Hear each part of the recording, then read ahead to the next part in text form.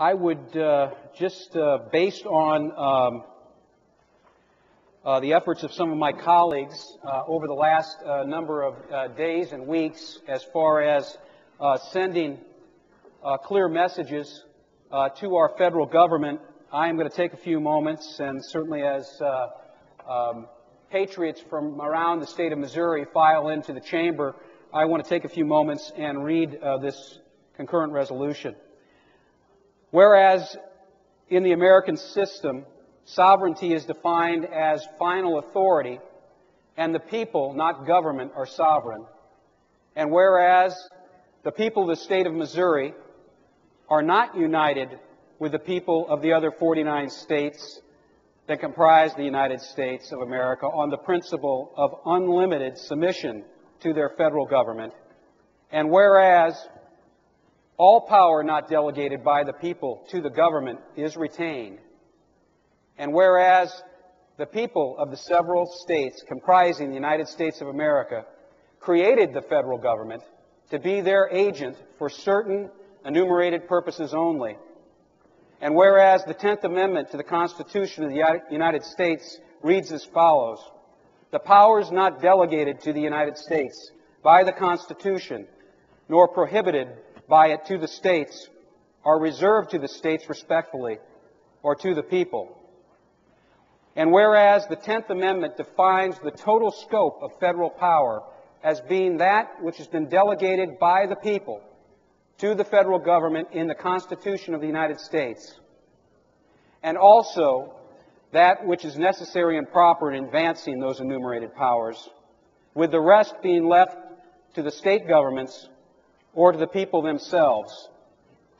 And whereas powers too numerous to list for the purpose of this resolution have been exercised, past and present, by federal administrations under the leadership of both Democrats and Republicans, which infringe on the sovereignty of the people of this state and may further violate the Constitution of the United States. And whereas the powers are assumed by federal government which have not been delegated to it by the people, a nullification of the act is the rightful remedy. That without this remedy, the people of Missouri would be under the dominion, absolute and unlimited, of whoever might exercise this right of judgment for them. Now therefore, be it resolved that the members of the Missouri Senate 95th General Assembly, second regular session, the House of Representatives concurring therein, hereby affirm the sovereignty of the people of Missouri under the 10th Amendment of the Constitution of the United States over all powers not otherwise delegated to the federal government by the Constitution of the United States. And be it further resolved that this resolution shall serve as a notice and demand to the federal government to cease and desist any and all activities outside the scope of their constitutionally delegated powers. And be it further resolved that the Secretary of the Missouri Senate be instructed to prepare a properly inscribed copy of this resolution for the President of the United States, the President of the United States Senate, the Speaker of the United States House of Representatives, and each member of the Missouri congressional delegation. Mr. President, Missouri is now one of 36 states that are debating the important function of state sovereignty. SCR 34 sends a clear message to our federal delegation that the people, through their elected representatives, are acknowledging certain abuses. The genius of our founding fathers is displayed in this timeline. The Declaration of Independence was signed in 1776. The Articles of Confederation were ratified in 1781. The Constitution went into effect on March 4th, 1789, and this is an important date. And the Bill of Rights are ratified on December 15th, 1791. Now, what's interesting about this list and this timeline is what's absent from the list. And what's absent is the preamble to the Bill of Rights. Now, I am confident that my learned colleagues here in the Senate realized that there was a preamble to the Bill of Rights. I'll have to be honest with you, Mr. President, up to about 6 months ago, I didn't realize that. If you go to our Missouri Constitution that many of us reference on occasion on this floor, and you go to the U.S. Constitution and the Bill of Rights, the preamble isn't printed in that copy of the Constitution, which I think is very interesting.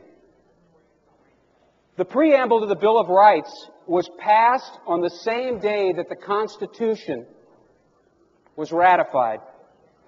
It went into effect on March 4th, 1789, 2.5 years before the Bill of Rights was ratified. Now, the reason that's important to this SCR is the essence of state sovereignty and the 10th Amendment lie within the preamble to the Bill of Rights. And this is the preamble to the Bill of Rights. The conventions of a number of the states, having at the time of their adopting the Constitution expressed a desire in order to prevent misconstruction or abuse of its power, that further declaratory and restrictive clauses should be added.